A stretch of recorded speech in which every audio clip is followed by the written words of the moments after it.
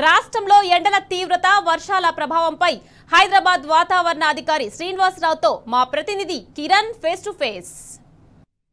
వైపు ఎండలు మరోవైపు భారీ వర్షాలు కురుస్తా ఉన్నాయి.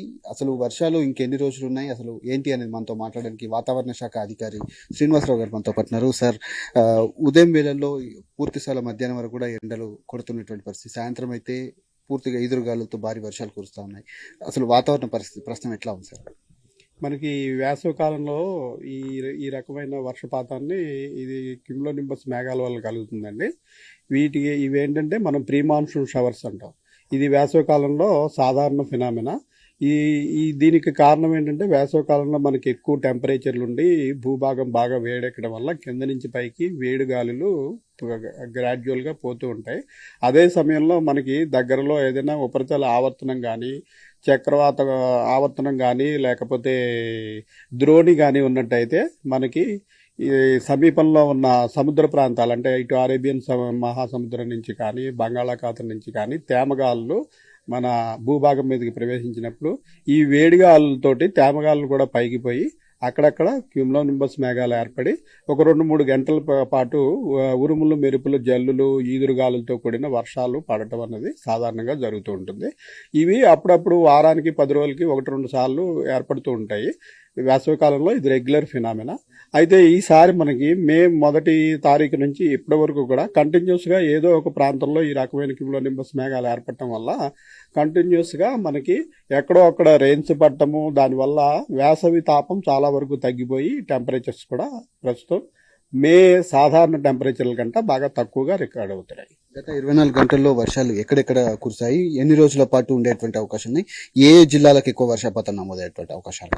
నిన్న ముఖ్యంగా మనకి పశ్చిమంలో ఉన్న జిల్లాలు, అంటే మనకి సంగారెడ్డిలో అత్యధిక వర్షపాతం 9 సెంటీమీటర్లు రికార్డ్ అయింది. మనకి 7 సెంటీమీటర్లు దాటి రికార్డ్ అయితే మనం భారీ వర్షం కింద భావిస్తాం. సో ఈ భారీ వర్షం అంతా మనకి ఎక్కువగా పశ్చిమ జిల్లాలు, అంటే సంగారెడ్డి, వికారాబాదు, మెదక్, కామారెడ్డి, అలాగే దక్షిణంలో ఉన్న జిల్లాలు ఇటు మహబూబ్ నగర్, ఈ జిల్లాల్లో ఎక్కువగా మనం ఆరెంజ్ వార్నింగ్ కూడా జారీ చేయడం జరిగింది ఈ జిల్లాలన్నిటికీ. ఆ జిల్లాల్లో మనకి ఈదురుగాలులతో కూడిన ఉరుముల మెరుపుల జల్లులు, భారీ వర్షం కూడా పడడం జరిగింది. మరికొన్ని జిల్లాల్లో చెదురుమదురుగా కూడా వర్షపాతం రికార్డ్ అయింది. నిన్న మొత్తం మీద కొన్ని జిల్లాల్లో అయితే 7 సెంటీమీటర్లు దాటి, కొన్ని జిల్లాల్లో 5 నుంచి 7 అట్లా వివిధ ప్రాంతాల్లో వర్షపాతం రికార్డ్ అయింది. గత 24 గంటల్లో ఎక్కడ అత్యధికంగా ఉష్ణోగ్రతలు నమోదయ్యాయి? పూర్తిగా ఇటు హైదరాబాద్ పరిస్థితి, ప్రస్తుత వాతావరణ పరిస్థితి ఎట్లా ఉంది? ఉదయం వేళల్లో కూడా భారీ వర్షం అనేది కురిచింది కొన్ని ప్రాంతాల్లో, ఎట్లా ఉంటుంది సార్? ఉష్ణోగ్రతలు మనం ఇందాక చెప్పినట్టుగా మే 1 తారీఖు నుంచి కూడా సాధారణ మే నెల టెంపరేచర్స్ కంట 3 నుంచి 4 డిగ్రీలు త్రూ అవుట్ రాష్ట్రం అంతా కూడా తక్కువగానే రికార్డ్ అవుతున్నాయి. సో నిన్న రాష్ట్ర వ్యాప్తంగా చూసినట్టయితే అన్ని జిల్లాల్లోనూ కూడా 36 నుంచి 40 డిగ్రీల వరకు మాత్రమే టెంపరేచర్లు రికార్డ్ అయ్యాయి. ఇవి మన వేసవికాల మే నెల టెంపరేచర్లతో చూసుకున్నట్టయితే 3 నుంచి 4 డిగ్రీలు అన్ని చోట్ల తక్కువగానే రికార్డ్ అయ్యాయి. ఇటు అండమాన్ నికోబార్ దీవులను నైరుతి ఋతుపవనాలు తాకాయి. ప్రస్తుతం వాటి కదలిక ఏ విధంగా ఉంది, ఎక్కడెక్కడి నుంచి వచ్చేటువంటి అవకాశం ఉంటుంది, ఏ నెలలో ఇప్పుడు కేరళను కావచ్చు లేదంటే తెలంగాణ ఎప్పట్లోగా తాకేటువంటి అవకాశాలు? మనకి ప్రస్తుతం ఋతుపవనాలు అండమాన్ నికోబార్ దీవుల్ని పూర్తిగా దాటి ముందుకు పురోగమిస్తున్నాయి. రాగల 3-4 రోజుల్లో కూడా పరిస్థితులు మనకు అనుకూలంగానే ఉన్నాయి. దీనివల్ల ప్రస్తుతం మధ్య బంగాళాఖాతం ప్రాంతం దాటి మరింత ముందుకి కొనసాగే అవకాశం ఉంది. ఇలా గ్రాడ్యువల్గా మనకి అనుకూల వాతావరణ పరిస్థితుల్లో ఋతుపవనాలు ముందుకు సాగుతూ ఈ నెల 27 తారీఖు నాటికి కేరళ భూభాగాన్ని తాకే అవకాశం ఉంది.